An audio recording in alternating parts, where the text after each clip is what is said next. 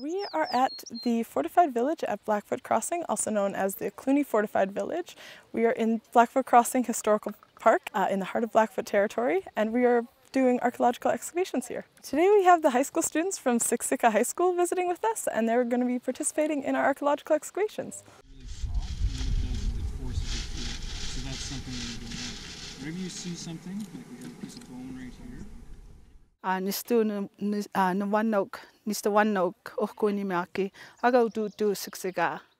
name is Lisa Caffrope. I teach at the Siksika High School. I've been there for a few years, several years actually. And I teach a range of different courses for grades 10 to 12. The group that I have here, I mainly teach the Aboriginal Studies courses. It's just amazing, like just across, on the other side of these trees is my family home.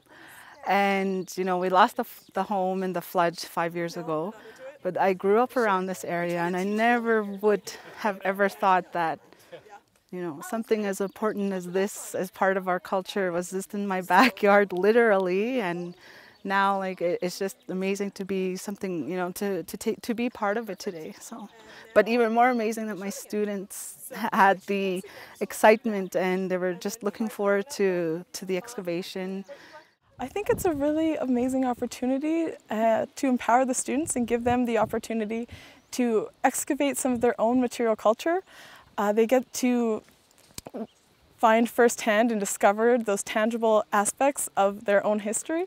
I think that's a really amazing opportunity, and there's so much history contained in the land all around us here, and giving students the opportunity to discover some of that history and tell those stories themselves, I think it's a really amazing opportunity. So this site is a really unique site, as it's one of the only fortified villages we find on the Canadian Plains. This site contains a lot of material culture, and what's really interesting about it is that we have two occupations at this site. So we have one immediately prior to European contact in this area, and then one immediately following. So in the second, more recent occupation, we see some evidence of European trade goods having arrived. So it's really an amazing site to see some of that cultural material change during this really dynamic period in history. They'll find things. There's tons of stuff here. Everyone finds something here. People have been occupying this site for quite a long period of time, and people leave a lot of things behind. So there's always the opportunity to find things. A projectile point would be really exciting. Some more trade beads. There's a lot of material here to find.